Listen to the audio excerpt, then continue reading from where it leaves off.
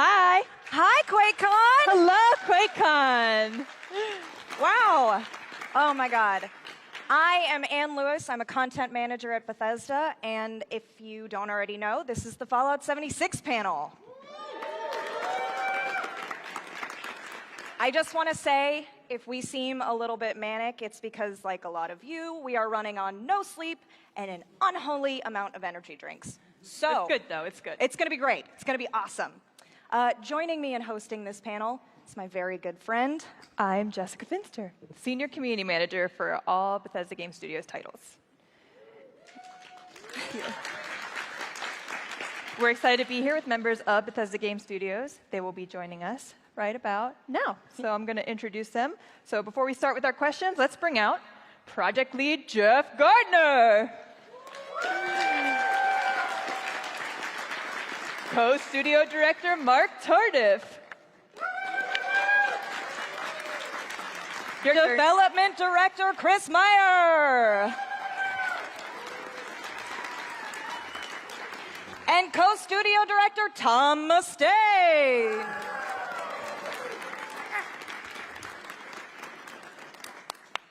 Welcome, guys. We are so excited to be here with you. Thanks. And with all of QuakeCon, obviously, and our people watching on the stream. Before we really dig in, I want to talk about something that feels like it happened about 1 million years ago, and that is E3. We had some pretty big announces from you guys last month at E3, including Nuclear Winter, a brand new competitive mode for Fallout 76 that is currently in early beta. Let's roll the trailer that we showed off at E3, and feel free to sing along, because I know we've been doing that for months.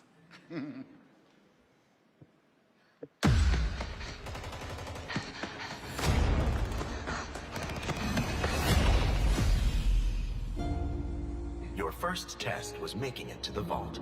Now, your real trial begins. Currently, there is no overseer of Vault 51. Perhaps you will be the one.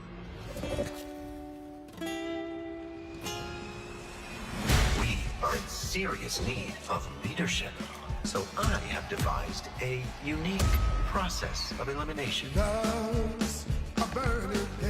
battle to the death is the only sure way to judge the superior candidate. This should prove interesting.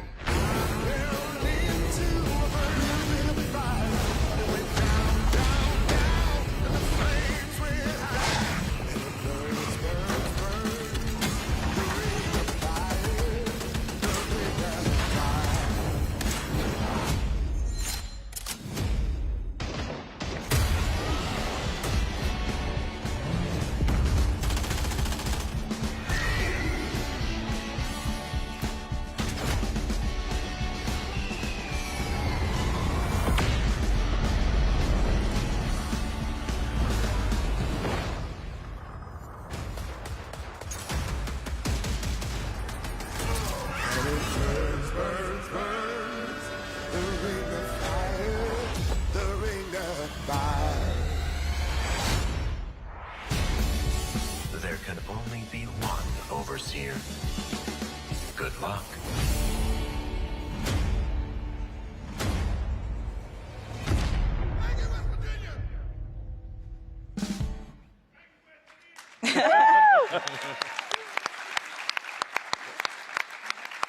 That's such a fun trailer. Such a great trailer. Can I just say real quick, Yeah. it's taken me 2 months to get that song out of my head, and this is the first time I've actually seen that trailer since E3. So big props to the guys backstage for getting me back into therapy. And now it won't leave your head again for another year. Nuclear Winter is available to all Fallout 76 players right now. But for those who haven't played it yet, what exactly is Nuclear Winter? Oh, yeah. So folks who haven't played yet, Nuclear Winter is a battle royale inside the Fallout universe. So it's the first of its kind inside the Fallout genre, if you will. So what we have is you start inside Vault 51, which is an experimental vault, and you start with 52 other players, which is pretty cool. There's actually a whole lot of story inside that vault to uncover, and you can run around and check out all the cool stuff we've hidden inside there.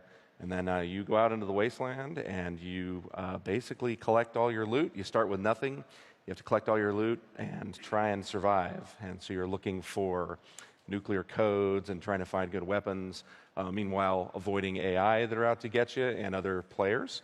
And you're on a team with 3 other people. And it gets pretty intense. We've had some pretty nuts things happen to us since we've been playing this. We've got a bunch of stories for that. But yeah, it is a blast to play. And haha, joke. Do the nukes thing. To the nukes. Do it. No, do it. Now the nukes. Nukes. I like nukes. Nukes are fun. I did one last. I played last week by myself. I was running around and I launched a nuke. In one of our streams, we tried to launch a nuke. We do streams pretty frequently, and we tried to launch a nuke. Missed everybody, but I did one the other day and got 7 people with the nuke. I'm like, I'm done. Uninstalling. It felt so good. One of my favorite things about our streams is whenever I be playing and I don't see you on the stream, but I hear briefcase, briefcase, briefcase. Yeah, briefcase. Like over and over again. And actually, if you want a briefcase, in the booth over here, we have the nuke briefcases. You can actually pick them up, get a picture with them. So You can't keep them, though. No. collect it IRL. We're not Okay. encouraging you to take the briefcase. Don't take them. Yeah. Or try. Challenge should- accepted. You guys should definitely tune into those streams. At the office, my office shares a wall with Tom, and Tom volunteered to do these streams. And so I'm sitting there just trying to do work, and it's like the wall slamming, all I hear is screaming. I'm like, headphones on, I get try very to excited. focus. I make a lot of noises. So. I heard you bite your keyboard. I don't bite my keyboard. That's somebody else. That's a rumor. There's stories. Initially, you mentioned E3. Initially, Nuclear Winter was added as a free trial week added during the free trial week for E3. But then you decided to keep it running. Why did you guys decide to do that? Short answer, fear of you guys. Let me explain that. So, yeah, leading up to the show, we had been working on it for a while. We knew it was fun. Just through the playtests that we were doing at work, we knew the game was a lot of fun, and we knew it was pretty solid and pretty stable. But we wanted to use the E3 week as kind of just a test, because around the office we don't get enough people to really stress and really get the amount of feedback that you guys can help provide to us.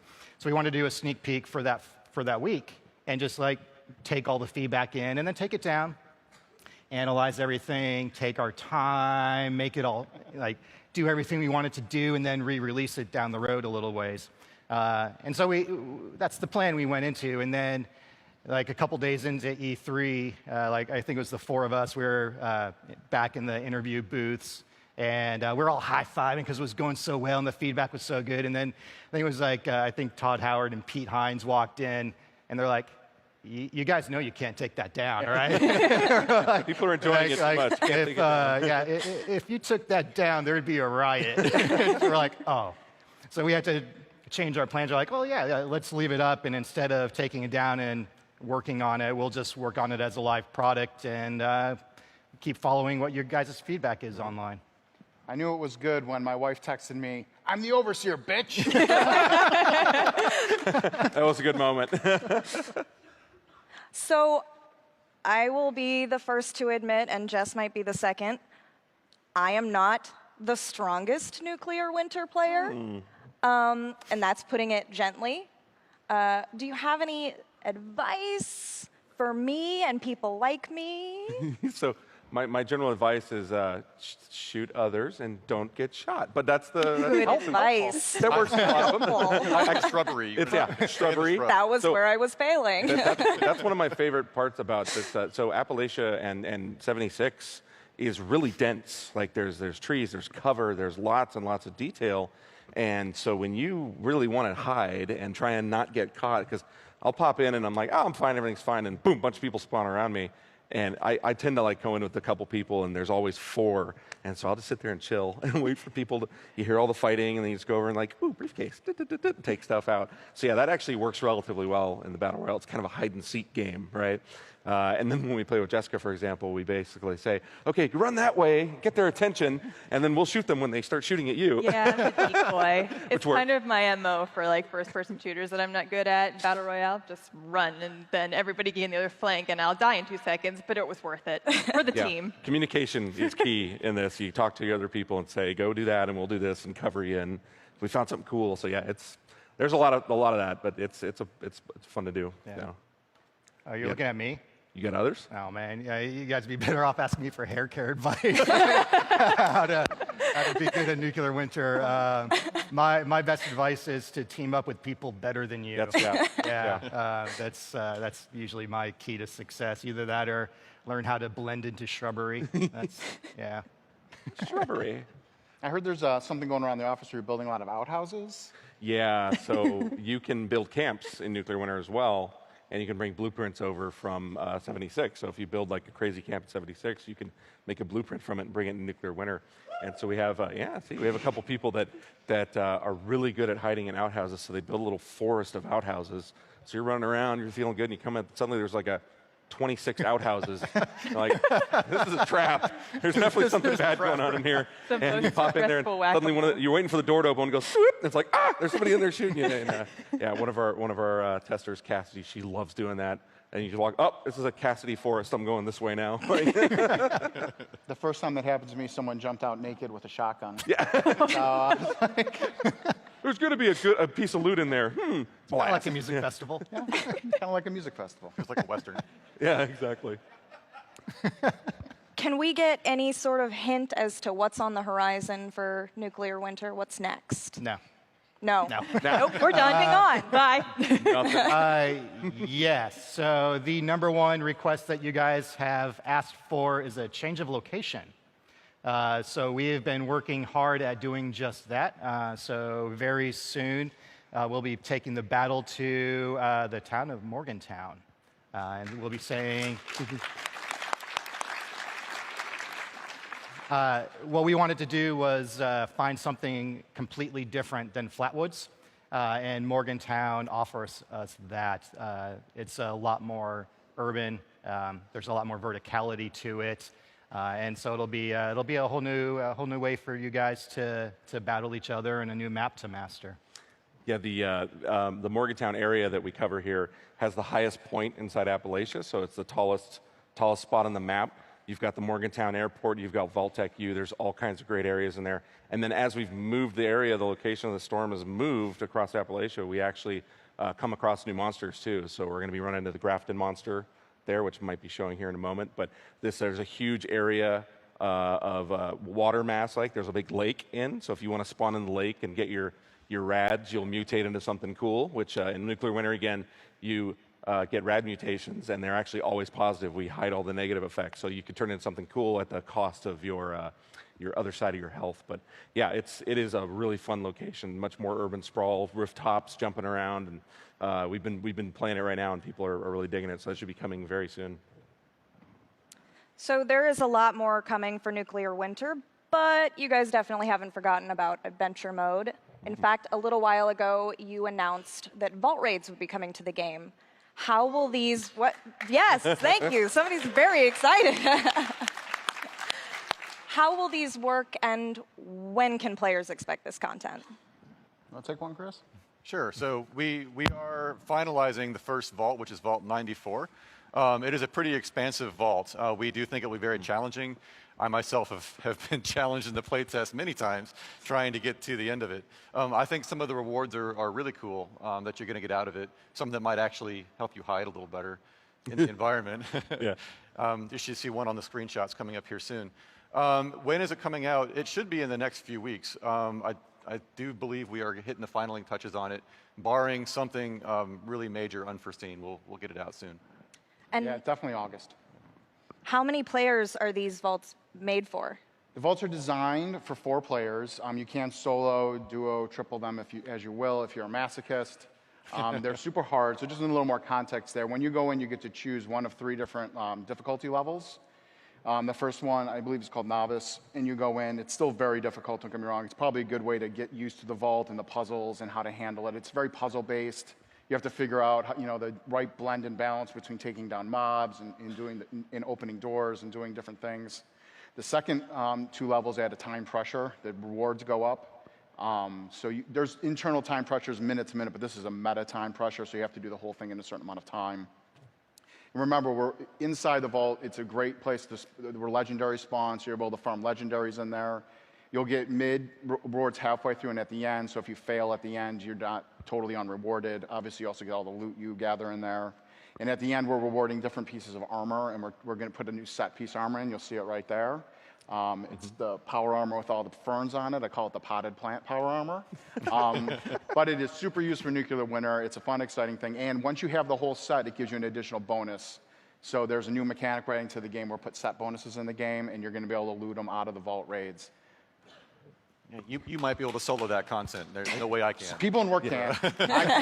Somebody at work with a whole play test, they figured it out. It is hard. I think my favorite personal part about vault raids is that anybody that's thinking about like storming Area 51, this is good practice, and then you get it out of your system and not do that. So you can do don't vault encourage raids. that. Do not do that, please. But if you find something, please let us know. Virtual storming and collecting goodies. So. So you mentioned that Vault 94 is coming first. Can we talk about any of the other vaults? Any differences in themes or challenges? We are actively in development of a second vault, I'll be honest. We don't know when it's going to come out exactly, but it will be in the not too distant future. And it depends on the community, right? If you like these and you want us to build more, we'll keep building them. We love them internally, so we hope you do too. We do want to space out the release enough to where we can gather some feedback about Vault 94 and then act on it with Vault 96. Yes. Great. And of course, when we talk about big changes coming to adventure mode, we can't forget about Wastelanders, which was announced at E3 this year. Another Big. So if you haven't seen it, or if you just want to watch it again because it's fun, let's take a watch at the teaser trailer we revealed at E3 this year.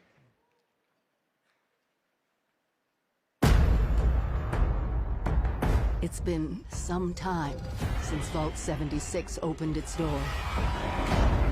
And we all discovered that Appalachia isn't quite what it used to be. We encountered a lot of things.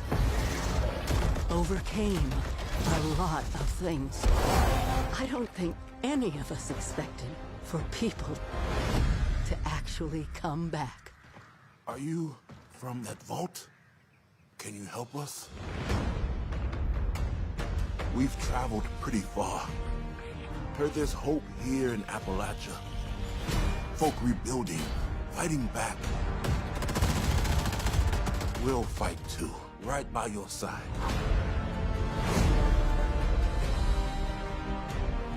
We've been everywhere and seen everything. And the one thing we've learned is this. You gotta claim the wasteland before it claims you. The question is, are you with us or them?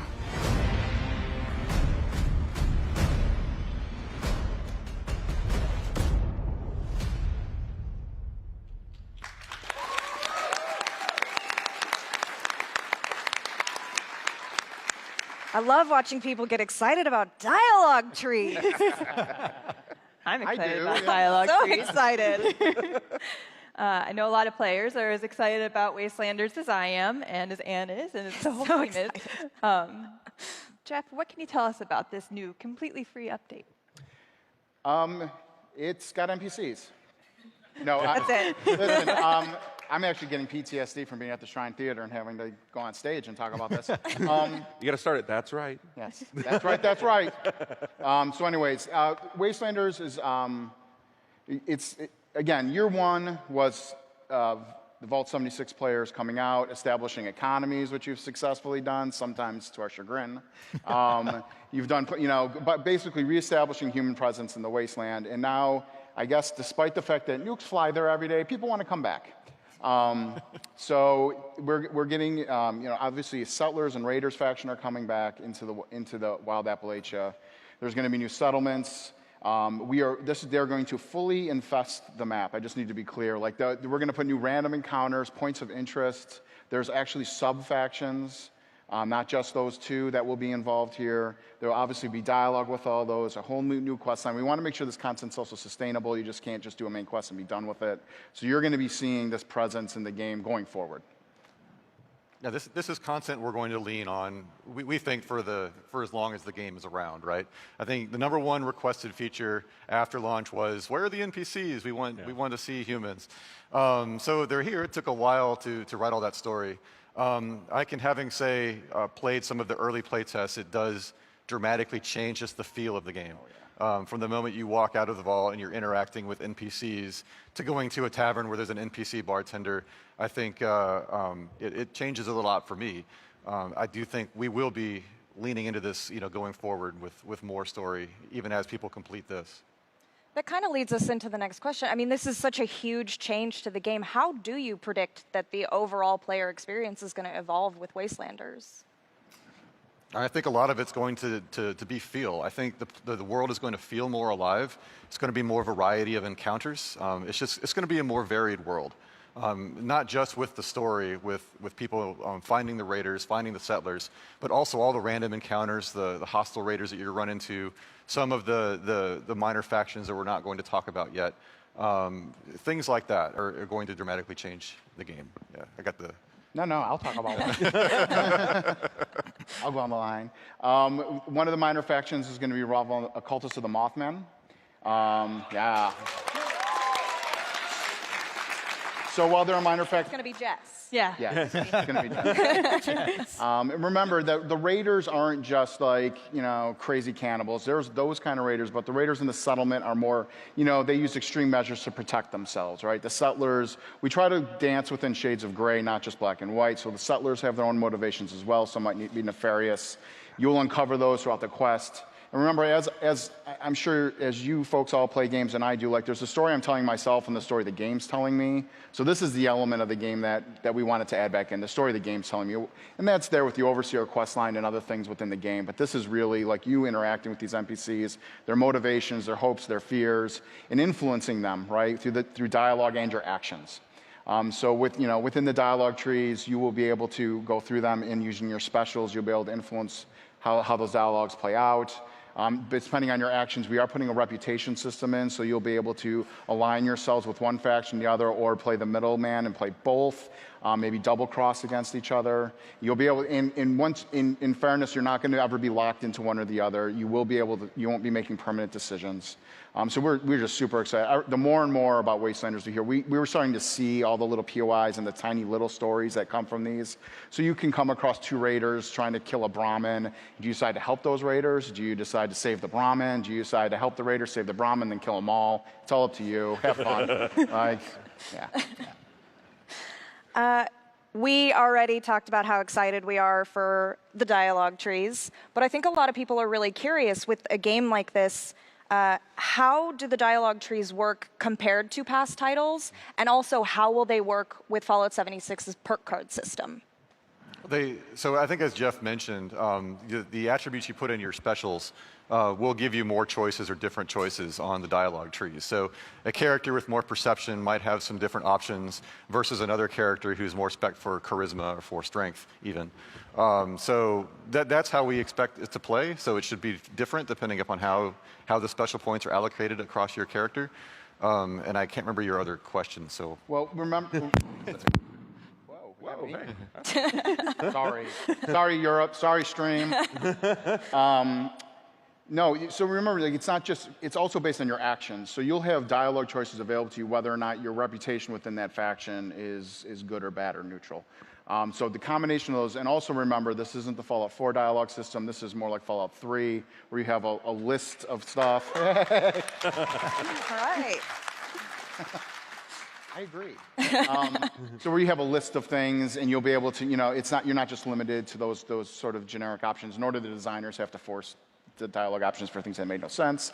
So, we're, like I said, and the combination of the reputation system, the new dialogue trees, I mean, this is going to be a full-fledged RPG. We're super excited. And again, this is just the beginning of that. These are the tools we're building to create all future content as well. And with the introduction of NPCs and the factions and settlements, will we also see the return of companions? Yes. So, well, can we talk about it? So, one of our Where is that coming from? Oh, it's happening. There will be companions. We're still iterating exactly on the mechanics of how they're going to work, but there will be companions that you can bring back to your camp, and then they will take you on various quests, and you can do things with them that are very specialized. The key point, they're definitely companions. The key point is that mainly they're going to stay in your camps. They're going to be in your camp. On very specific quests, they will definitely accompany you to help you or hinder you or surprise you with certain things on your way. But remember that you can definitely romance these companions and go up and down favor with them depending on, again, your actions within the game and where they're aligned. I know Tumblr was very curious about the romance possibilities, so that's good. Eyebrow wiggle. That's Tom's most requested feature. Oh, yeah, I like romancing things. In video games. Can we talk about anything else that's going to be coming with the Wastelanders update, including some of the new weapons that we saw in the concept art that we shared, or some of the new enemies, like that creepy guy from the trailer or anything, or new locations like Crater, which we saw in the teaser? I'm excited about can I even say what the guys walking around the power armor are? It's you. It's me. I can't move. I'm going to sit like this. Yeah, just sit the whole time, yep. So Here's actually some more concept art of weapons that we're doing. We're doing a whole new Gauss tree, like of weapons, spread of weapons. Yep. Yeah. That guy is the Wendigo Colossus, so he does have a name. And he's the creepiest thing I think we put in the game. We put some creepy shit in that game. More plasma weapons. These are floaters. They're from, if anyone remembers, the original games. They're from the original Fallouts. Yeah. More, sorry, I guess it's sort of weird. We're supposed to be talking over this, not reading from script. But this is, again, more Gauss weapons, more miniguns, the Colossus again. We're also putting, obviously you saw in the trailer, archery and bows. And while that might seem a step back from submachine guns and nukes you can shoot, we're going to put new perks behind that. And so you're going to be able to use that if you're a more stealthy character or a hunter. We're also going to allow you to maybe strap dynamite to arrows and shoot them, which I love because I grew up with Dukes of Hazzard. So yeah. Go full Hawkeye. And I'm sure a lot of people are interested to know, do you have like a time frame or a window that we can share about when we can expect to play Wastelanders? Come by the office. Oh, I'm just kidding. People take this stuff very I know. We are shooting, like I said, for fall, we are targeting November. Okay. Can I just say how envious I am of all of you guys that you're going to be able to experience this thing as a completed product, fresh, this fall? Because that's like one of the few negatives of being a developer of BGS is you see it as it's being created, and you don't see like the final picture. And I think as a fan, being able to just experience it as this is it. That's awesome, and I wish I could do it.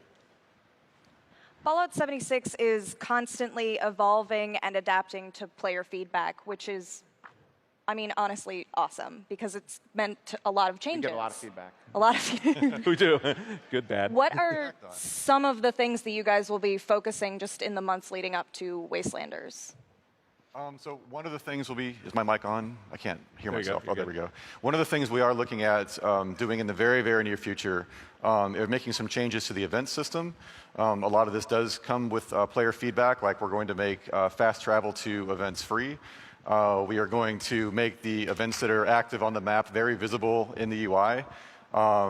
We're doing things like making sure that if you participate in the event, you have a chance to get a reward, as well as making the rewards more predictable. So I think it's a lot of changes around events that the players will like. And it's based directly on feedback that we've collected with that. Yeah, we realize events are one of the cornerstones of our game. Obviously, the community and the community systems, we're talking about Wastelanders and Nuclear Winter, but we are very big on continuing to support community-based events. And including this, and so you'll pull up your mini map. You'll be able to see how long the event's been going on, what the rewards are, fast travel there for free. We're also going to separate public events from regular events to better get people together playing those, make them a little harder, a little more rewarding, and like Chris said, more predictable. Any upcoming quality of life improvements? I've got one for so we're adding one to Nuclear Winter that people have requested quite a bit. It's we're calling it perk choosing.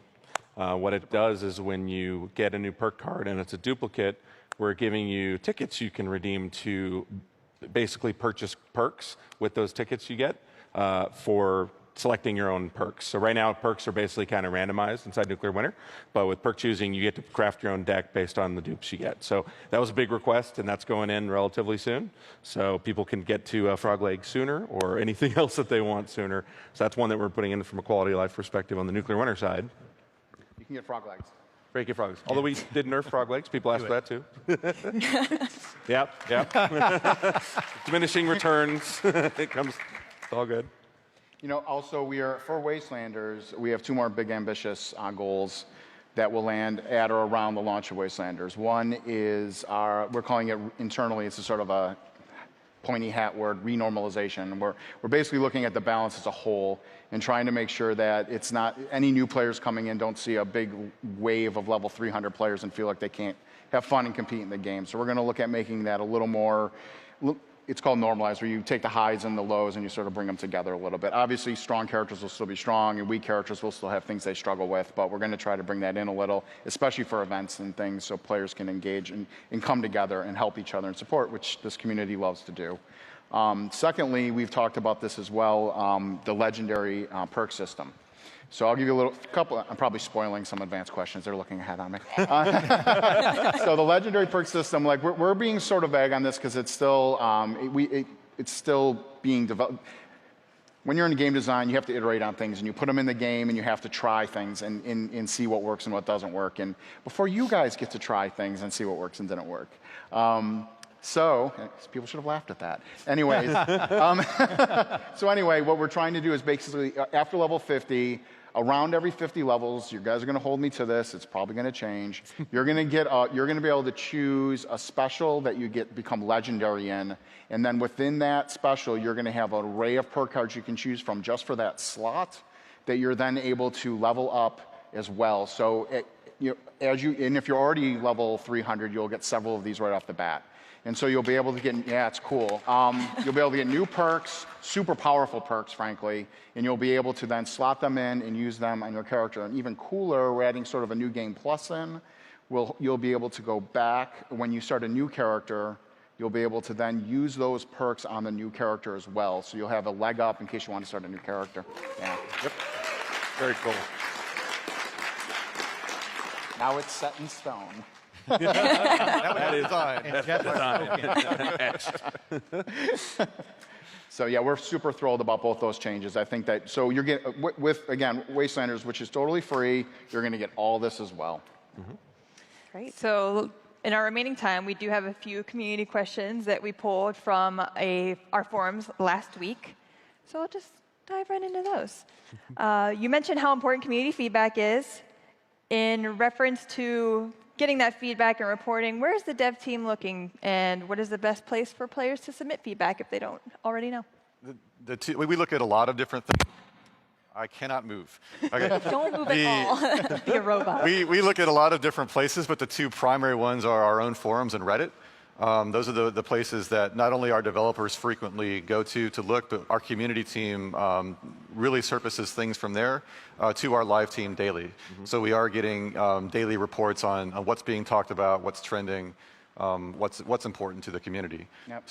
So we take all that feedback, and then we, obviously the things that we can fix quickly, we try to do in a patch, and the things that we can't fix quickly, like add NPCs to the game, then that's more scheduled out long term. Yeah. Yeah, we really encourage all of you guys to be active in the various forums or on Reddit or whatever. And that's something we truly pay attention to. In fact, we even reached out to a handful of you earlier this year before Nuclear Winter went live and brought you down here to Dallas to hang out with us and play Nuclear Winter in advance, just to kind of get a pulse of what you guys would think of the game before we went to E3 with it.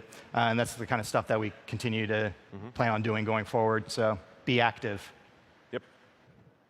I think another big question that we've seen is PTS. I don't know what that means.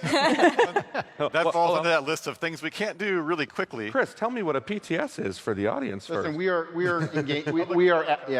public tester. We are actively engaging in several measures to make sure that the builds that are delivered to you are of the highest quality. So obviously that is one of them. There are others as well. It's just, again, we have to balance what we want to ship Wastelanders and all the stuff I just talked about too. So, but obviously we also want that to be as high of quality as possible. So we're actively engaging in making sure that these builds get to you either earlier through a PTS server or something else. Can players expect any balance changes for weapons and armor coming down the line?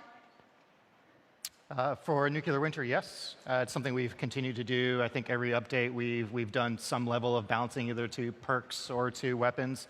We'll continue to do it. As something feels overpowerful, we'll adjust. If we see something not being used enough, we'll boost it. Yeah, we'll do it. And as Jeff mentioned, for Wastelanders, we're looking at doing a pretty big balance pass on the entire game. And we always look for high nails, things that are either are underpowered or overpowered. And we try not to. Our new philosophy is to, if we have to nerf anything, we try to also raise things as well. So we're giving you options, but different play styles. I like asynchronous design, so I like different trade-offs, not just an end damage output, but so we always look for ways to make things have different advantages and clear decisions for you guys to make, guys and girls to make, as you play the game. Are there any plans to increase the camp budget? We are looking at ways to increase the camp budget. Yes, we recognize that. I mean, building is a very important part of the game, especially the Elder game. It's something that we see players who have played for a long time engage with very frequently.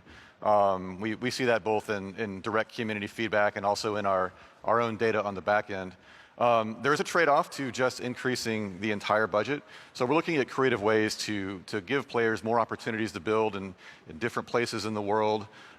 Maybe also with things like private servers and stuff like that, coming in the near future.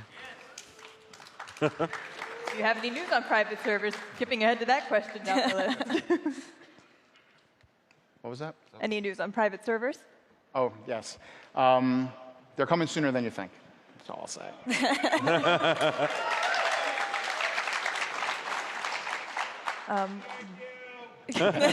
Welcome. Will there ever be server-wide event notifications? Sorry, I could not understand Server-wide event notifications. Server. Well, that's what we talked about with that. Oh, yeah. We sort of covered that with the map changes we're going to do. So when you're looking for events, you'll see them clearly, and you can go there for free and know where they're at, and you'll make better decisions on what events you want to join and not join. And I have one more question left. Fashnacht was fun. Are there any more events coming soon?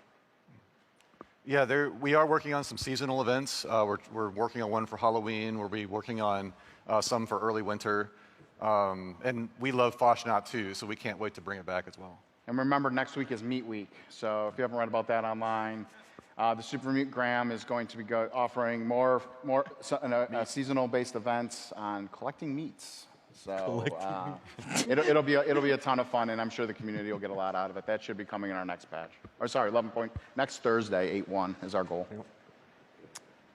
Before we close out the panel, we want to talk about something that is very important to us at Bethesda. This year, we have partnered with One Up on Cancer for an ongoing Nuclear Winter fundraising event that will run through the end of QuakeCon. So go play. I think last time I checked in, we were just about to break $5,000. So let's see how much better we can do. We got another full day or so of you guys playing. So go check it out. Go talk to our team. Everybody that's manning that booth is one of the employees at BGS. So go talk to them. Go play. Go win some money. The conditions in which we donate. I think you know the details. I have those details. I'm going to make sure I read it to get it correct. Bethesda will donate $76 to One Up on Cancer, up to $10,000 if you come in the top 10 of a match. Yep. You guys can do that. You guys, everybody here can definitely do that. And of course, you can make your own charitable donations as well. Yeah, to pop by the booth, it's a blast. You get into the top 10, and boom, we change the number on the board, do some math, and see how much we've raised. It feels really good, so definitely check it out. And that brings us to the end of the panel. As you guys heard today, between Vault Raids and Nuclear Winter and Wastelanders, there is a lot on the horizon for Fallout 76, but we have to get the hell off the stage so that Doom can take over. Yeah, you guys are waiting for Doom, right? Thank you guys for joining us you. and answering our questions. Yes, And thank you guys Thanks, guys. for coming very and much. watching, and you at home that couldn't join here. Thank you. And don't forget, you can check out our weekly Fallout streams every Wednesday as well, where Tom may or may not be joining me, but hopefully he does, because Depends it's on how always much Mark can entertaining. handle me hitting walls and yelling. Yeah, I get really loud. Thanks, everybody. Thank Awesome. you. Thank Thank you so much, Have a good one. guys.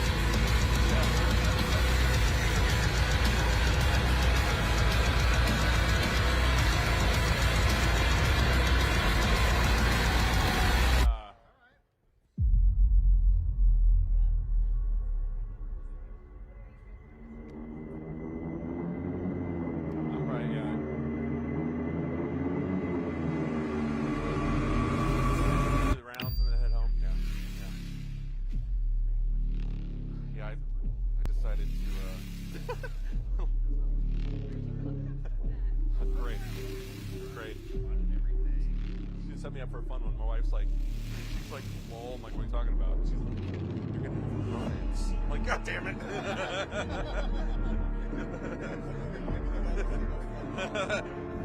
No, it's good. Well, she's playing Fallout, not Fallout, Fire. And she started last night. She showed up today because it's the side girl, you know. And so her girlfriend showed up last night, which is viral. She sent me a picture. It's like my girlfriend showed up. I'm like, all right. So, yeah. She has Big Daddy. It is another one she plays where everyone's yeah. She loves that. Okay.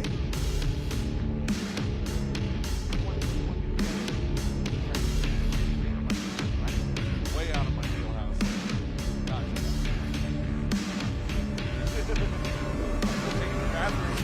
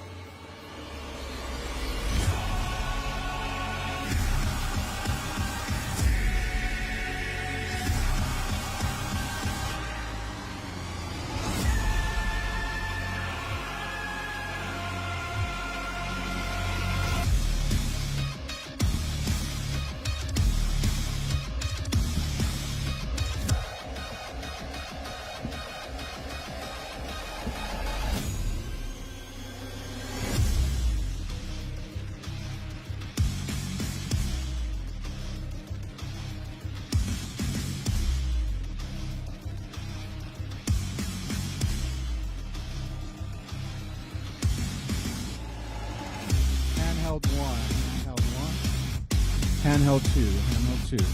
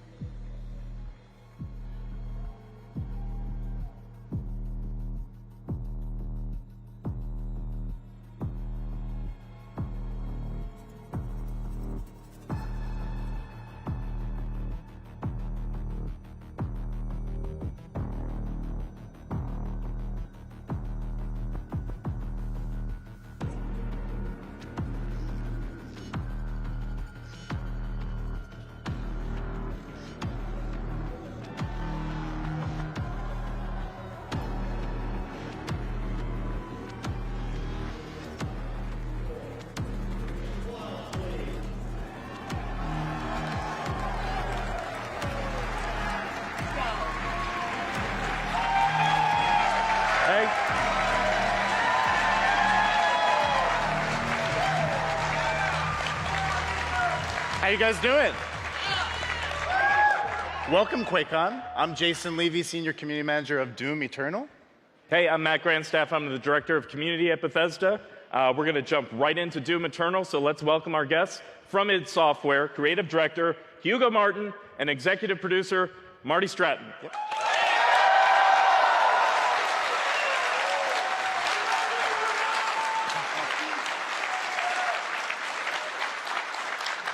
Thank you. How you guys doing? We're doing good. We love you. So we want to just jump into the game, but Hugo's going to actually play the game, which is going to be awesome. But do you want to tell everybody what we're going to be seeing here? If you haven't been playing the demo downstairs, what are we doing? Where are we? Well, prepare yourselves. I'm going to be playing on a controller. Yeah. I'm sorry. I Try to get him to play with the mouse and we keyboard can't like on set his up a lap. desk. And we're going to be playing the demo that everybody's playing out there. Yeah, if you haven't played it, this will be a good insight. And if you're watching, there are people watching, right? Yep. Okay, so Hey, everyone watching online. Everyone watching online. You get to see the creative director play the game. We're going to talk through it and give you some insights into why we do certain things and why the game is so damn fun. Awesome. Yeah. And sounds great. Stick around to the end, of course, as well, because the Slayers Club, a lot of you guys probably are members of the Slayers Club, but we've been taking your questions all week long. Yeah. So we're going to be grilling you guys with a couple cool questions as well, but stick around. We were talking about it backstage. We really want this to be kind of a live tutorial, get to share. Every project has what we call a design story, which is basically the story of the development of the game, the decisions that are made, and we'd like the opportunity to share some of that with you and kind of educate you on and some of the thought behind some of the decisions we made, some of the reasons why we're doing certain things.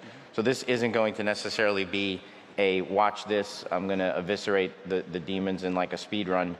I feel like I'm setting up excuses for myself. I don't play yet. There's a little bit of that in there. But yeah, no, it's a great opportunity for us, so we really appreciate you guys coming. Cool. It's also, I mean, it's also worth saying right before he jumps in, I mean, we're still in development. We're still a few months away from launch, and this is even, in a development timeline perspective, we really started working on this specific demo like back in April or so, leading up to E3, because we first took this to E3. So lots has changed since then. We'll even point out some of that stuff. We'll talk about how things have evolved even since this demo was created. It's very, very representative, but but we're still mid development. So cool. Let's jump in.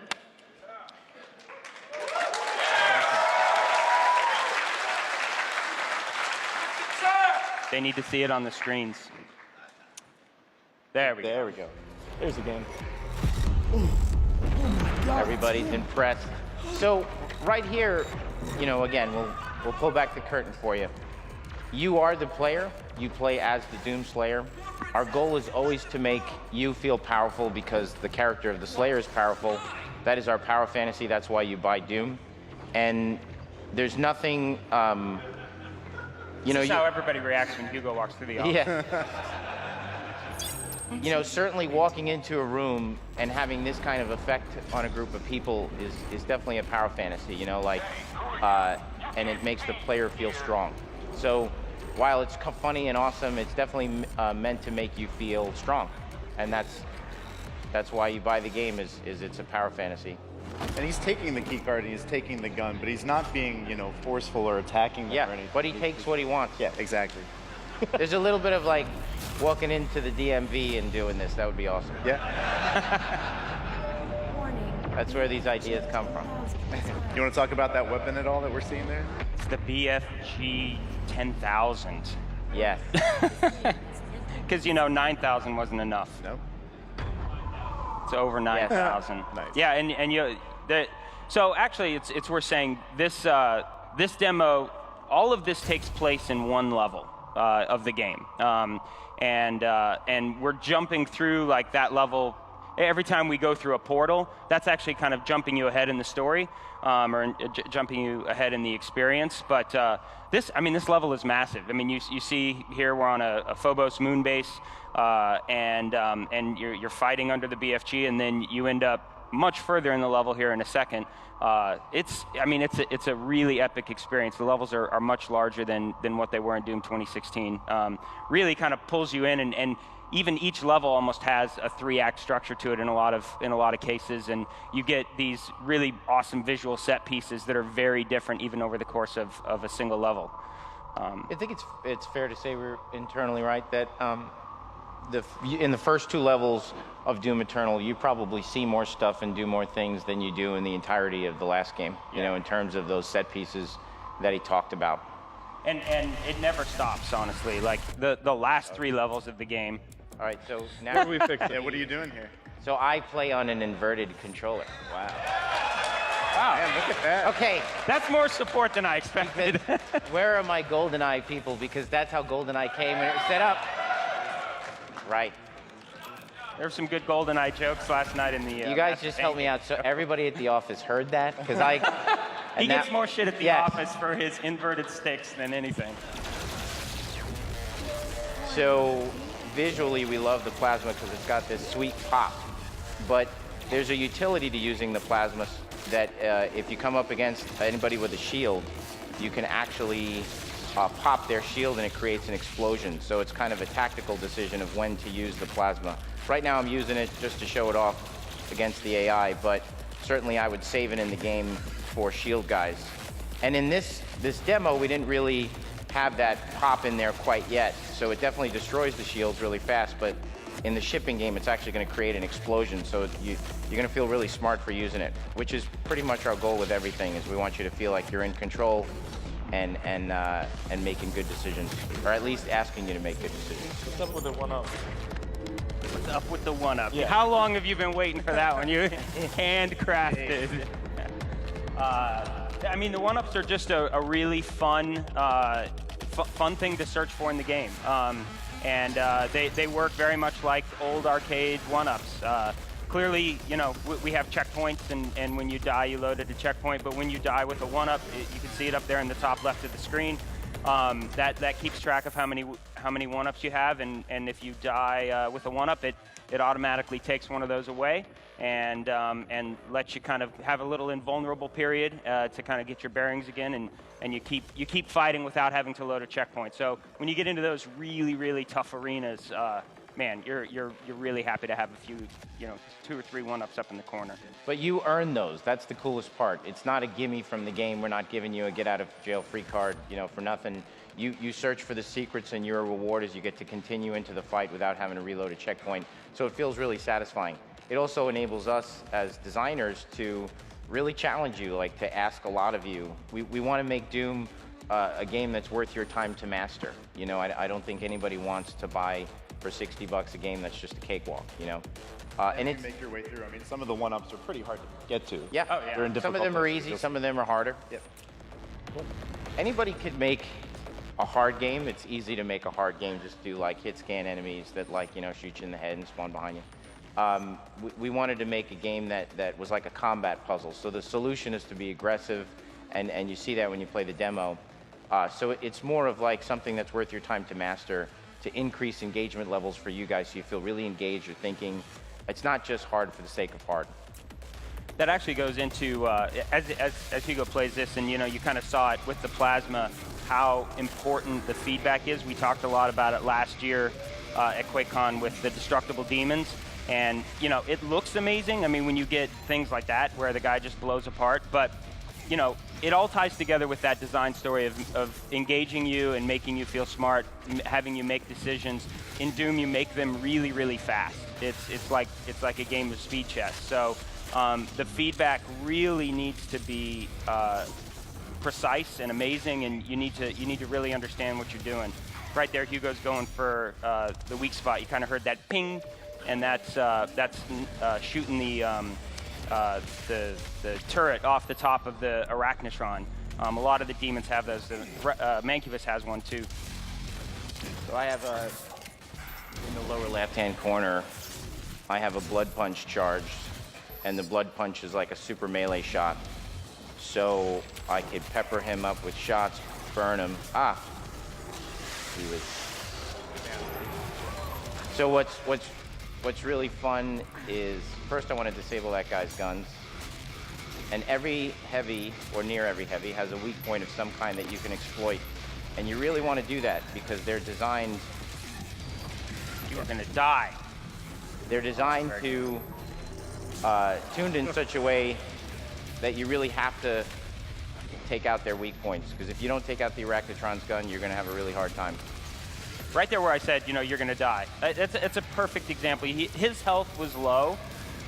His best move there was to stay and fight that Mancubus. Because he knew if he glory killed that Mancubus or killed him, he was going to get health. that's kind of that, you have to be aggressive. You have to be aggressively managing your resources. Glory kills in this case, and kills give you health. So he was down. He was really low, but so was the Mancubus, and you got that feedback because he was just shredded, like almost all of his skin had been blown off. And hey, I'm gonna finish this fight, and I'm gonna get health, and you saw it there. He went from 30 to 90 just for killing the Mancubus.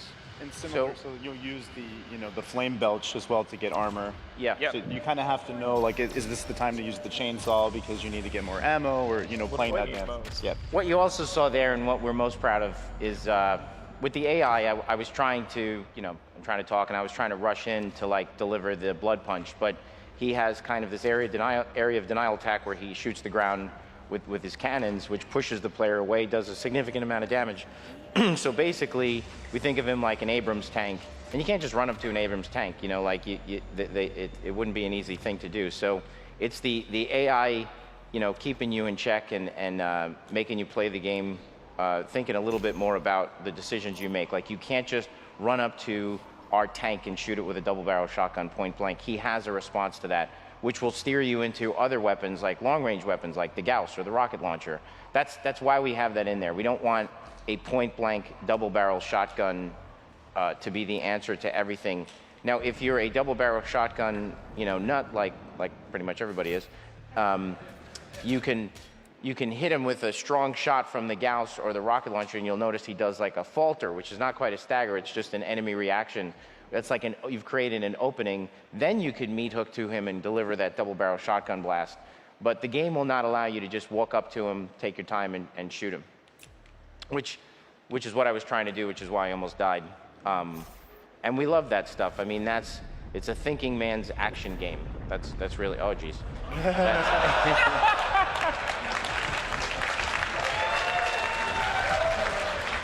You thought poorly. I like it.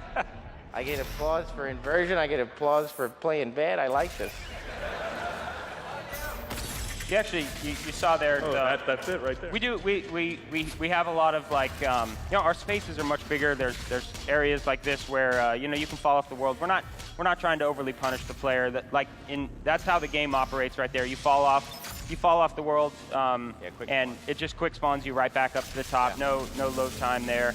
It didn't take one of his extra lives, so it keeps you honest, but doesn't piss you off too much. But it's allowed you to also go to new places. I mean, the level design has completely changed, where you're not just kind of going, Absolutely. We can ask more of the player because of the quick spawn. So our traversals and our traversal puzzles would get real annoying real fast if it was a load checkpoint every time you died. So it's just a quick spawn right back to the ledge. So this guy spawning these shields is one of my favorite AI. Carcass. He's the Carcass. So basically what he does is he spawns shields to protect other AI from you glory killing them, and he'll spawn them right in front of your face when you're targeting them, or you're heading in for like a chainsaw or something. And when so this gun's more powerful than it was in the last game by a lot, but it moves slower, and it does a lot more self-damage. And it has less ammo. And none of this stuff is new. This is basically what was in Doom 1. We always look to Doom 1 for our inspiration. So if I run around with this rocket launcher and this guy's around, I do that and basically really hurt myself. So he makes you kind of reconsider, like, all right, maybe I shouldn't be using the rocket launcher. Let me switch to one of these. And he kind of just makes you think. That's every. Oh, you missed the That's the funniest glory kill. Oh, I'm sorry. My God. Every AI is meant to make you think. So again, he'll make you reconsider using that rocket launcher, but then he spawns the shield, which you can disable with your plasma. So there's like a lot of speed chess kind of decisions that are going on.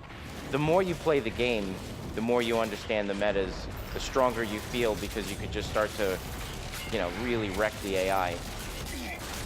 But we're not just going to hand you that power fantasy without you earning it. I mean, you gotta learn all those metas and the counters and what each AI does. All right, so let's pop this guy's shield. It's much better in the game right now when you pop it. Visually. Yeah. That was with the plasma, right? Yeah. Yes, the plasma will disable all enemy shields. So you guys saw the Doom Hunter in yesterday's demo, and he actually has a shield that covers the top half of his body. So part of the mini game with him is disabling that shield to allow you to deliver damage to him. There's actually, we kind of balanced this for, you know, as we made this for E3 and knew that we were going to be bringing it to QuakeCon. You know, you're basically making a demo for people who are kind of starting, like they've never played this game before. Usually you get to take them on a long journey of learning, but we didn't want to start people at the beginning of the game because, you know, you don't have a lot of stuff. So yeah, that's a perfect example with the carcass. Pain in the ass. So we balance this. You'll notice, you know, there's some resources in the world, but really most of what you're doing is managing your resources through glory kills, through chainsawing enemies to get the ammo, and getting armor through flame belch. And I'll tell you, it's awesome when you actually have the game in your hands and you're checking, even way more so than Doom 2016. You really think about that stuff, and when you see, you'll see how colorful and obvious the pickups are. You see the blue health files that are very reminiscent of the original games, but even the health packs, and it's because the resources are more scarce in the environment. I think they just like kills. That's it. Yeah. I mean, you've really like doubled down. One after the other. We put a lot of thought into this. Just shut up. Yeah, and just let me break things in half. So it's the same as last time. Glory kills are contextual. Whatever limb or direction you look at, wherever you put your crosshair, you get a different glory kill, which I love because again, once you get better and better at the game, you feel like you're choreographing your own martial arts film. Yes. So I was kind of saving him. So we have the Cacodemon and every... Our animation team is like so happy right now because this is like such a... They are the nicest group of... It's really true. You wouldn't believe it, what they come up with, like when you know them. These are church-going good people. But they found a way to take that Doomblade and really shove it into every brainstorming discussions are hilarious. So many times I'm like, we got to get a camera in this meeting. Like, the stuff we're talking about is ridiculous. But so all heavies have a weak point, and for him, it's his mouth. So if you could get a rocket or a grenade or a sticky bomb in his mouth, you'll instantly stagger him. Oh, I missed. Come here, guy. Oh, that was baloney right there. No, he did. There you go. So he'll go. Yeah. He'll go. Whoop, and again, like, these aren't just for show. Like, we put this stuff in here, and we're gonna make you. They're tuned so you kind of have to do this, because the Cacodemon this time around is really, really hard.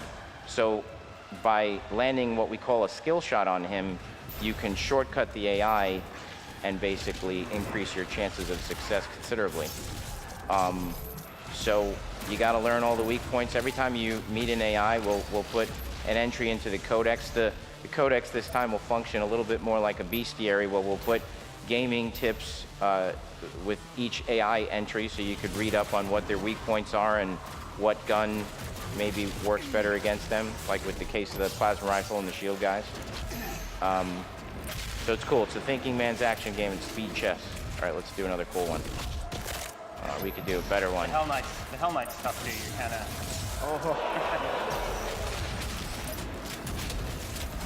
All right, let me hurt him.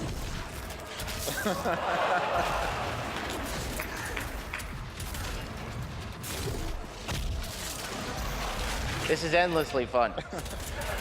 Well, what's cool, and I mean, you're seeing Hugo do it. He obviously, you know, very, very good at the game and knows it well.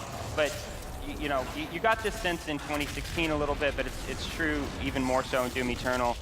You feel like your own fight choreographer while you're playing. Once you learn the demons, and there's so many glory kills to do, you really can have fun making your fights not only fun but look just spectacular. So I blood punched him, and the feedback on the blood punch is amazing. So, like everything in Doom, you know, it's all about gameplay and first. It's not about. It has to look cool, but it has to have serve a purpose in the game. So, hold on. The blood punch will, with the rune, can provide you with health. So it's another way to get health when you do a blood punch.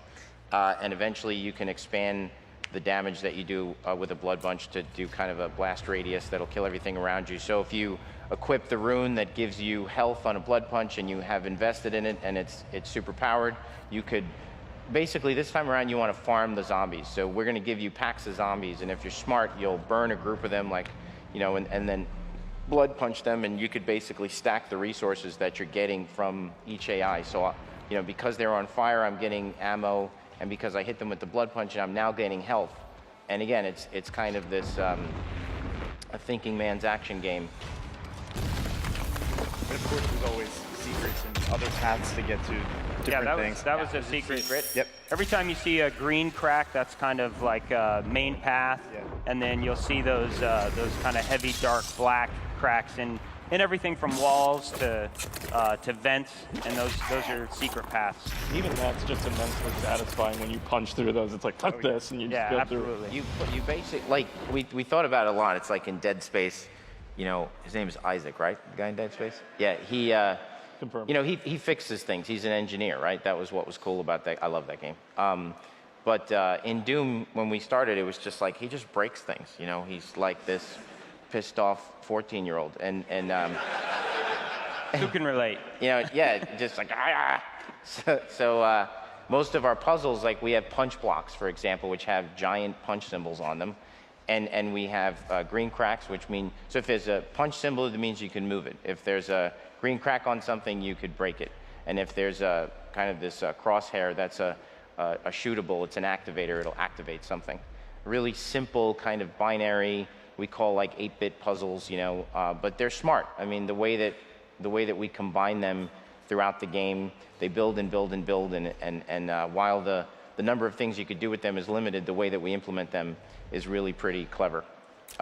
And all just to add variety to the gameplay. Even these, the tentacles add, you know, something that honestly, one of the criticisms of Doom 2016 was, you know, you kind of got to a point where it was a little bit monotonous, a little bit repetitive, and the puzzles that Hugo's talking about, you know, things like tentacles, surprises, slime. There's a lot of things in the game this time around that'll really, again, challenge you, engage you, just change up the gameplay enough from moment to moment that you don't feel like you're just going arena, hallway.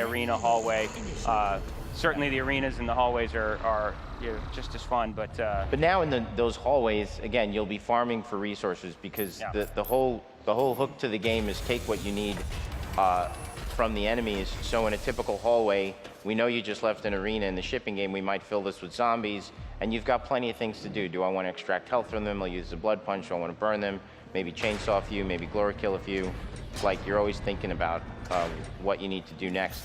And he mentioned the sludge. Like, for example, we've got a material in the world that if you walk through it, some of the surfaces are hazardous, some of them slow you down and don't allow you to dash. And then we introduce tentacles into those situations, start combining things in ways that make for some really interesting moments in the game. I think some of the most compelling moments in the game are actually outside of the arenas. We worked really hard on that. I mean, we heard your guys' feedback. Oh, this is the Doom guy acting like a 14-year-old again. He's like, get out of here, Big Paul. He just trusts this is going what he does, I mean, again, he's, we talked about this in a no-clip, in a Giant Bomb interview. You know, on one side, as a hero, on one side we've got like a John McClane diehard guy, right, Bruce Willis, which there's a lot of humanity there. And he's fine. Of course, right? Bring it. Also, it's letting you know that, listen, man, we're making a comic book video game. You know, like, this is not to be taken seriously. No. We have a ridiculous premise, but with sincere execution. So on one side we have John McClane, and he's like a, you know, diehard hero, shows a lot of humanity. On the other side we have like the Terminator or Michael Myers, who show very little humanity, but when they do, it's really compelling. And those two characters, Michael Myers and the Terminator, what makes them so entertaining is they're uncompromising and they take the shortest path to everything. It's something that we would all aspire to do, right? Just walk in, take what we need, and walk out. And that's why it's like a power fantasy watching the Terminator when Edward Furlong tells him, oh, hold on, I have the key card pass, and he's going to go through this whole process of hacking into this thing, and the Terminator just walks through the wall. That's what makes him so entertaining. That is Doom Guy. I mean, I think Doom Guy is closer to Michael Myers and the Terminator in that he takes the shortest path to everything. He's uncompromising. And there's that great line in Braveheart where uncompromising people are easy to admire. So, and that is true of the Doomslayer. So him getting in that ball and launching himself across, he's not doing it. He just wants to get there, and his brain is like, that's going to be fast if I use the cannon. This whole level is built around that premise. Yeah. Like, we haven't shown all of it, but there's some other moments that are right along those lines.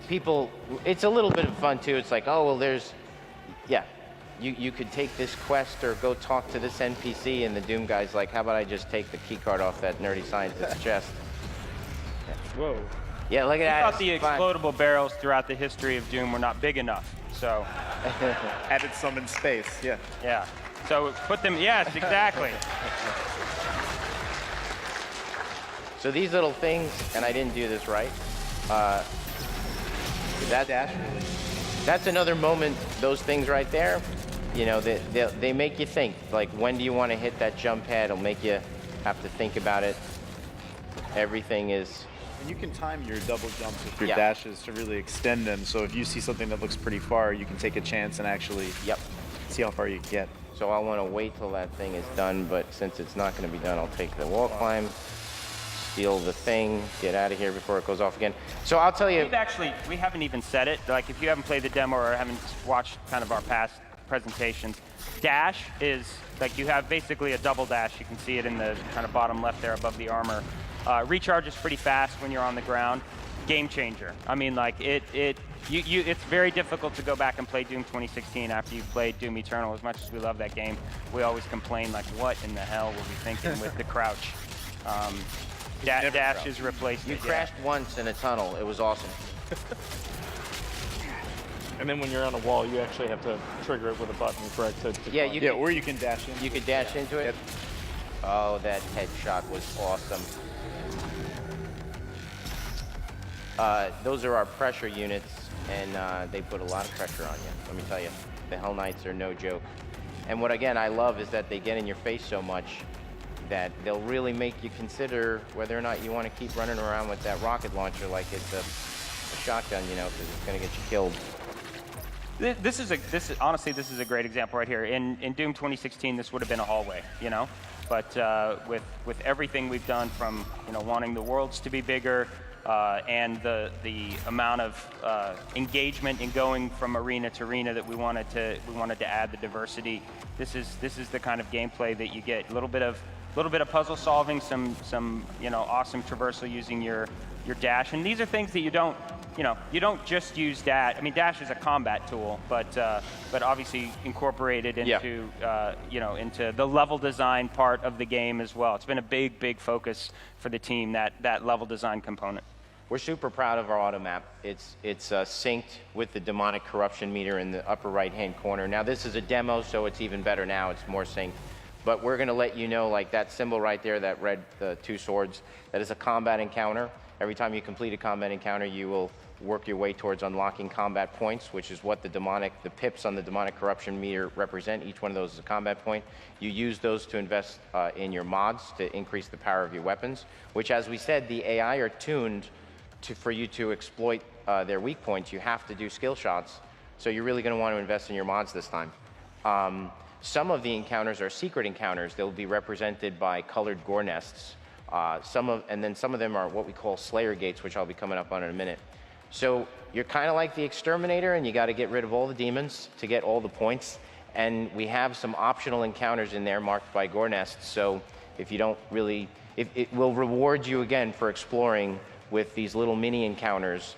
That if you win, you'll earn additional combat points. And look at all those secrets. Who wouldn't want to find those secrets? There are tons and tons of secrets in this game. And the lore, in particular, that's another thing that if you really want to know more about the world and what's going on, then read the lore pages that you could pick up throughout the level. So I tried. That would have been so cool if I would have do that. You would have been legendary. And I'm running out of and what's ammo. great about some of these platforms, like this is actually a pretty small area to you know, to kill have a a fight bunch like of that, them. yeah. So really got to be smart. You might not want to bust out the rocket launcher. So right I am now. going Take to yourself out. farm. Oh, that feels so good. It hits like this weird part of your brain that just feels awesome. Like stuff like that, I don't know. Well, there's no purpose for that whatsoever. No, but it has to be You done. gotta blow shit up, though.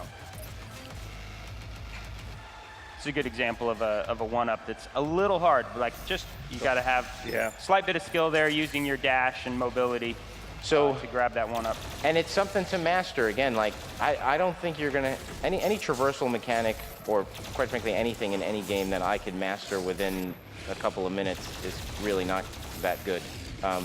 So, you know, dashing into walls and wall climbs is challenging in the beginning. So you see how my weapon wheel let me know by the color that I was out of resources, so it lets me know immediately that I have to chainsaw. So at first,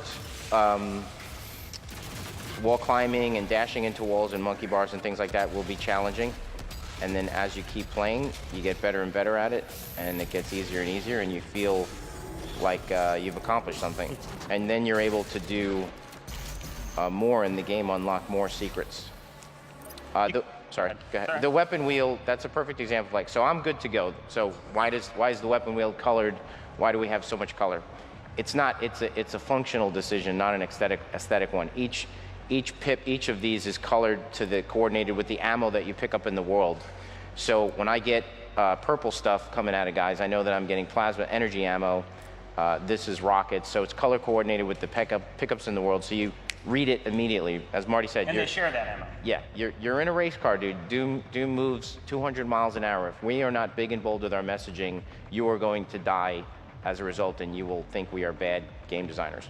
So when it's red and I go to the weapon wheel, it lets me know immediately, just like in a car. We actually discussed that, like the speedometer on a car is designed in such a way so you could read it super, super fast. And when shit's red on your speedometer, like on your dashboard, you know that's a bad thing. Or flashing, it's even worse.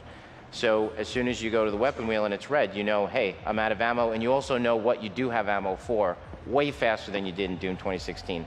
We're putting a lot of pressure on you to manage your resources aggressively. The AI's coming at you hard. You got to take out the skill shots. We got to tell you this stuff really fast. And we're taking a pretty heavy hand with it, but you know, we've actually seen a lot of comments online about people, you know, kind of displeased with the colors of the UI or how bold it is.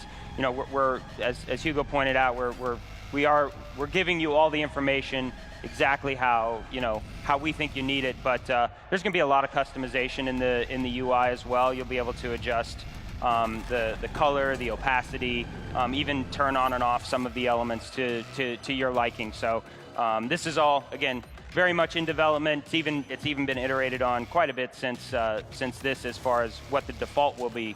But have no fear, you'll have lots of options for just in the options menu to customize your HUD.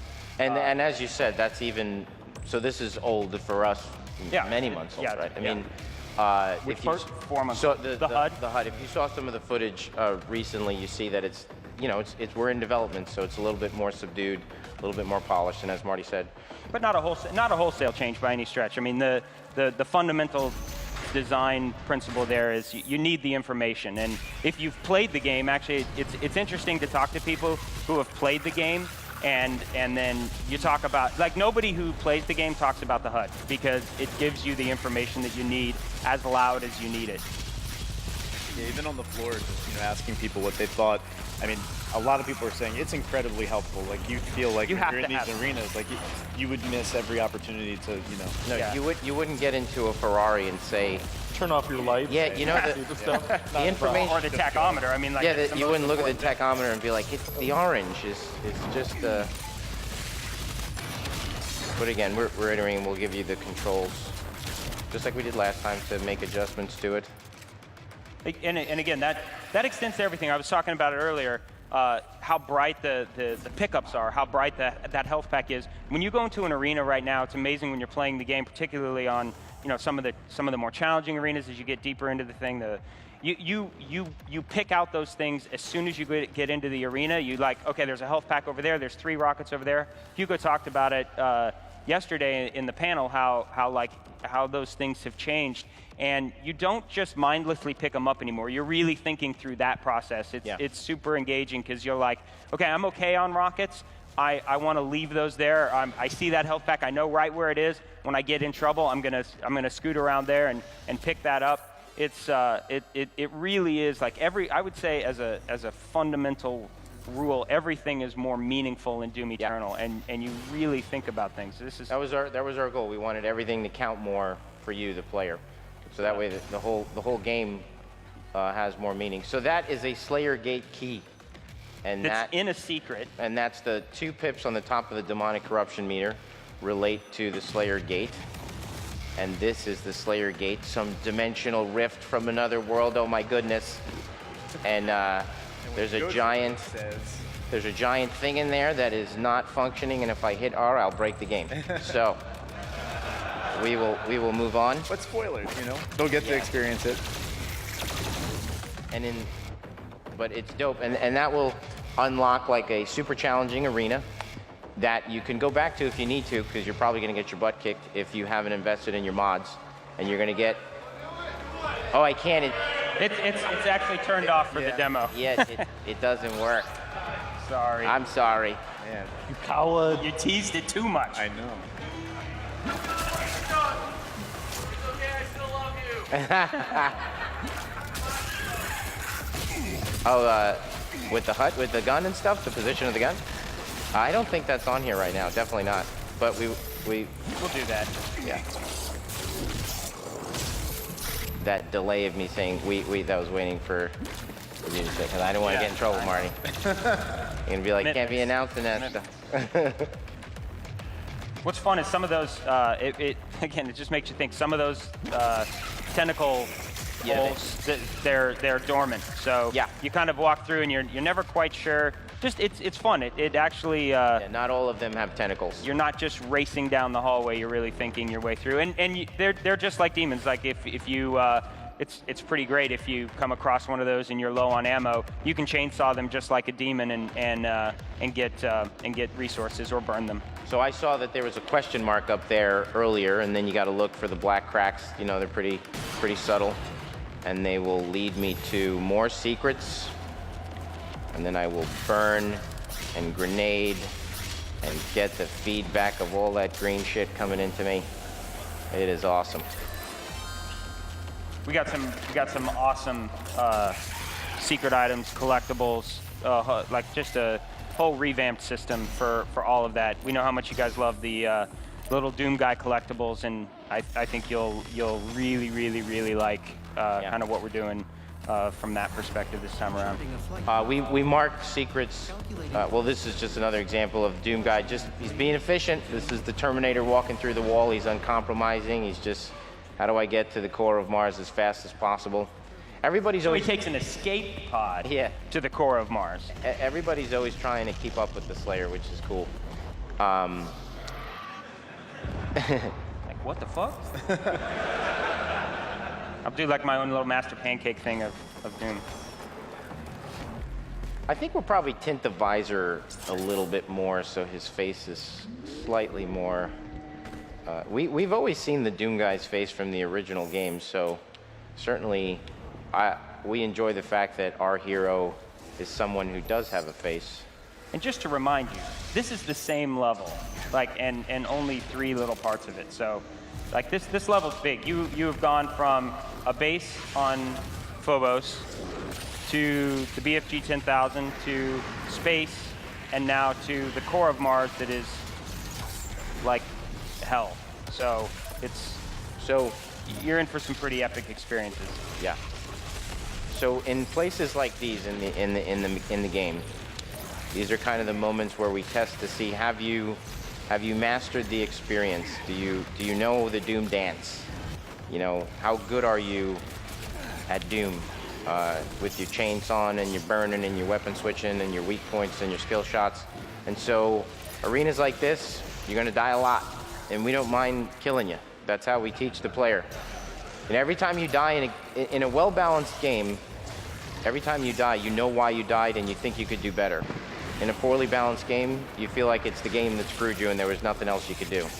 So whenever you die in Doom, there's probably something you did wrong and you'll feel it, and that'll encourage you to go back and try again and do better. That's true of single player and definitely true in battle mode.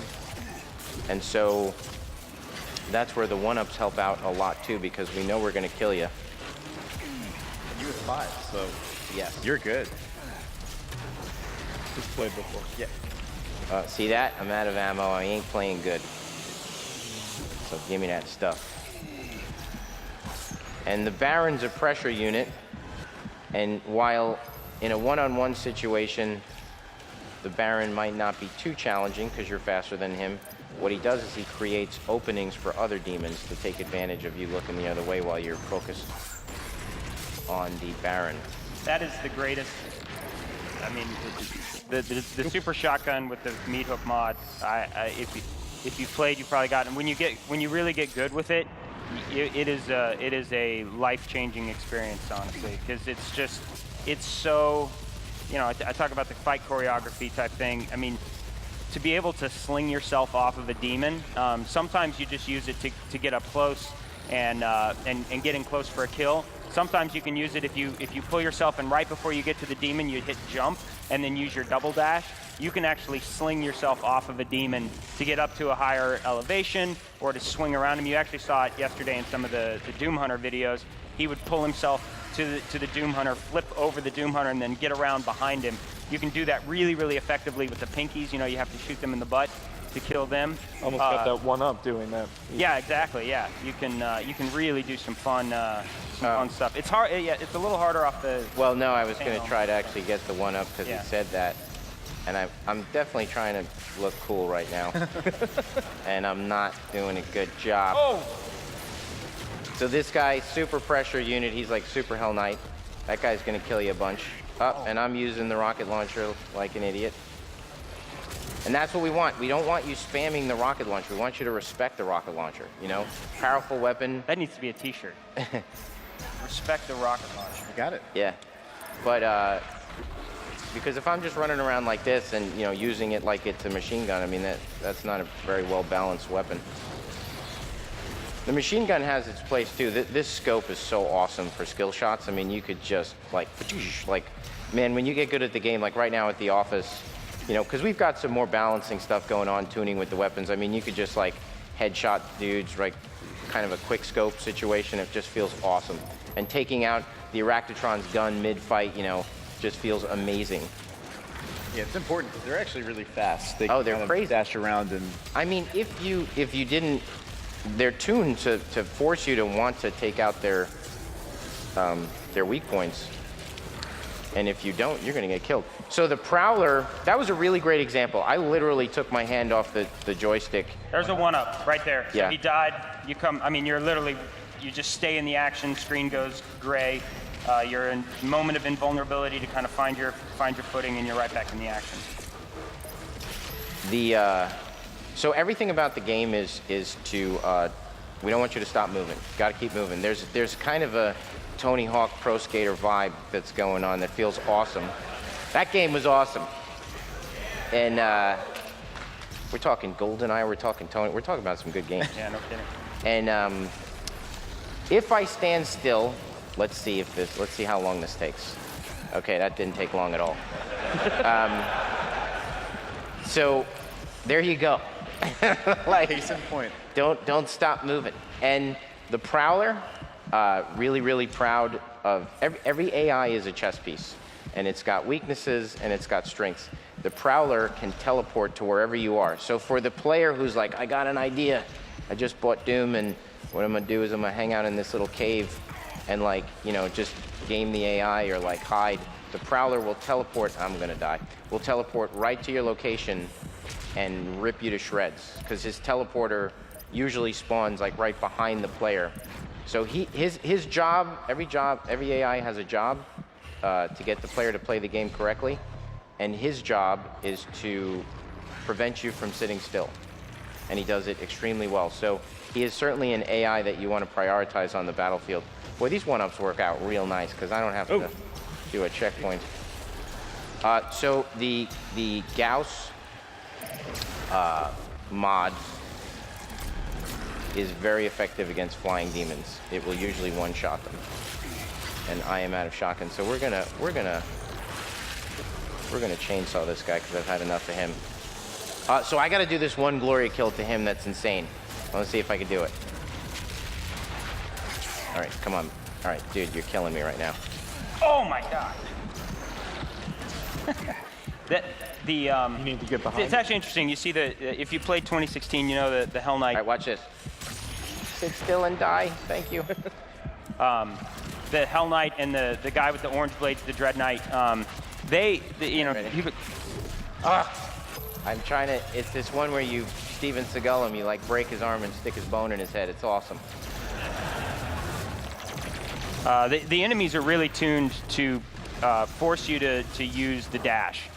So when the Hell Knight's attacking, the Dread Knight's attacking, those jumps that they do, it's incredibly rewarding and honestly necessary to be able to dash out of the way, turn around, and right as they're landing, you kind of land a good double barrel super shotgun shot, or if you get far enough away, a rocket launcher. See that skill shot? That was awesome. That was awesome. It makes it easier to get behind enemies like the pinky too. Yeah, absolutely. So it's right at you. All right, come on. I want to do your thing. We're gonna finish him off. Oh, hello, Mancubus. See his area of denial, dude. You cannot get close to the Mancubus. It's one of my favorite things. Last game, you could pretty much run up to a lot of guys and just kind of double barrel them in the face, and which was cool. I mean, we love Doom Eternal, but Doom 2016. But like, I love that some of the AI again. The Carcass will make you think about how you're using the rocket launcher. The Mancubus will make you reconsider your attacks with a double barrel. So the key to him, you got to take out his guns because he's like insane with these things. Nice. All of the projectiles in the game, everything is tuned, both in battle mode and in single player, to the speed of the player. So this basically broke the game. So we put this in dash, right? And then all of a sudden, with the chess pieces tuned to the speed. So casually. The chess pieces tuned to the speed of the player at 2016. Once we added dash, we saw like, holy cow, the game, no one can touch me, which is fun for about 10 minutes, and then you just get bored because you're not challenged or pushed at all. So the race car got faster. The race track had to get a little bit more complicated. So we tuned all the AI behaviors, attacks, the speed of their projectiles, the speed of their melee strikes to account for your ability to get in and get out really fast. So everybody's real aggressive. So if you ain't dashing tactically to get in, get out, if you think you're just going to walk up to somebody and go bang, like you're getting wrecked. So you got to come in, get out of the way, dodge there. The Carcass has got a gnarly melee swipe. It's awesome. Look at that environment. Yeah, I should stop and look at this. Hold on. You should probably kill the guy who's bugging out over there because he's. Yes, let's zoom in on a buggy AI. All right, I am going to get this arm kill on this guy. See what he does? He's tough. All right. Sorry. And the HAR is a great fodder weapon for glory kills. Glory killing always guarantees you more health than a normal kill. So you're going to want to use that tactically. Man, having a hard time getting that.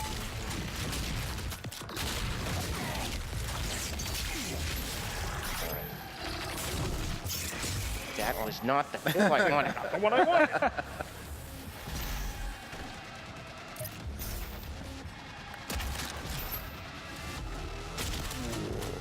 one last one. Yay. You guys Yeah, have a look at favorite it. of the new glory kills? I mean, What's that? Do you have a favorite of the new glory kills? Well, the one I'm trying to do that I yeah, can't do. I know. Myth is awesome. I wasn't trying to rub salt in the wound. You've but- seen it in the trailer. Yeah. You know, he breaks his arm and then shoves his arm bone. That looks crazy. Through a. Yeah. And look, we're at the core of Mars. That's Yeah, like you a hole. started way up there. So like we on- went on from Phobos. the moon to outer space and then to the core. But what created this giant hole in Mars, Marty? You'll find out. That's what I want. You did. Spoiler. The Doomslayer does. Because there was a big giant gun. Uncompromising. There was a big giant BFG, and then there's this hole. And he was. People always ask what that was shooting at. Yes. We don't know, I guess. And where's this going? Yes. You'll have Let's to find out in out. November. Yep.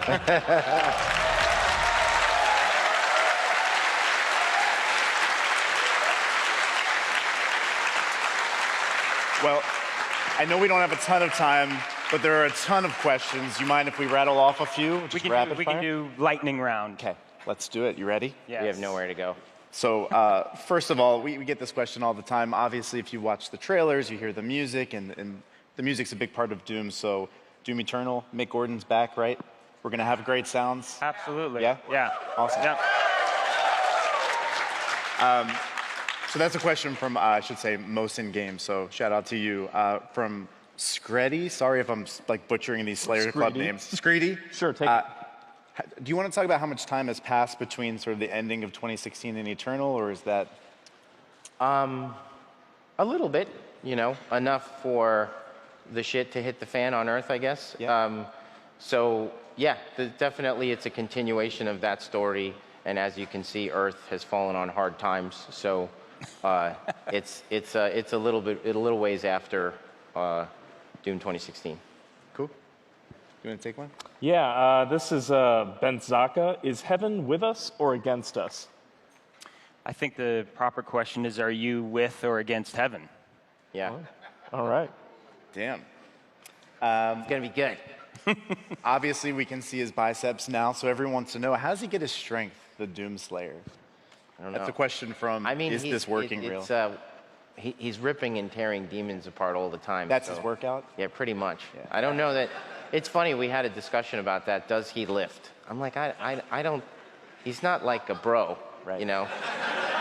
I don't think he drinks protein. So yeah, I think if anything, it's more, what do they call the exercise where it's more like body weight and not so much with weights? Yeah, something like that. Calisthenics using the limbs of demons or something. You do. Should we talk about the hub? Like, I mean. Yeah. Maybe. I guess you'll learn a lot about him. Yeah, you will learn. You'll learn more about him than. We'll actually answer that question. Yeah. Yeah. Exactly. You'll see kind of like where he hangs out. Again, if you care. Yeah. You'll see how he spends his free time, and you'll learn a lot about him through the game if you look for it and pay attention. It's pretty cool. Nice. The Doom Eternal trailer. Who's narrating that trailer? Yeah, the What story character? trailer. We got a lot of questions about that. You know, it wasn't clear. Some people thought it was Samuel or this or that. All right, that's a good Easter egg. Yeah. That is the voice from the beginning of Doom 2016. The voice that says, "They are rage, brutal, relentless, without mercy, but you will be worse." That's him. And he plays a part in the Doom universe. Okay. This question was asked, and I know you touched on it a little bit, but in terms of the collectibles that you'll find, this is from DB Mall 27. Anything you want to hint about just more collectibles in the game? Yeah, I mean, there's more. Yeah, there's more collectibles. There are more types of collectibles, and I mean, I think this is super cool. So I'm gonna say it. We basically, instead of just Doom guy dolls, we've got all of the demons. So they're freaking unbelievable. Little toy versions. Little toy versions of every character in the game. That are like the greatest thing ever. It is. They are so cool. You're gonna love it, Yeah. and you're gonna want to not only collect them all in the game, you're gonna want to buy them all. Like I already want them. Yeah. I keep sending them to the merchandising guy, Gary. We're just like you guys. When we see the final model, we're like, take my money Yes, now. exactly. Like, where can I buy this? You got room for one more? Yeah. Let's do it. Do you have one? Or No, you got it. This is a question we saw a few times based on the trailer from E3. The new Cyber Demon, is that still a Cyber Demon? That's from Mr. Narwhal's Worth. Cyber demons are like a class of demons, so they could be, because I think the Doom 3 Cyber Demon obviously is a Cyber Demon. The Doom 2016 one's a Cyber Demon. The Doom from 1993 and Doom 64 is like each Doom game has a Cyber Demon, and so it's just a class of Cyber Demon, and this is the latest iteration on almost like a species, So this is the latest Cyber Demon, yes. He's actually called the Tyrant in this game. Inspired by the classic design. Oh, yeah. Absolutely. Oh, yeah. As is everything, Yeah, a lot of the designs, the Mancubus, has that Doom 2 look, so very cool. The whole game. Yeah. Everything we do is really, really tapping into those original games. Sweet. That's how good they were. Yeah. Well, thank you guys very much. Obviously, thank you all for coming out today. Thank you. Big round of applause to Hugo and Marty for coming out. Yep. Yeah, Doom Eternal comes out November 22nd. Thanks for watching, and we'll see you. Cool. Thank you, guys. Thanks, guys. Thank you.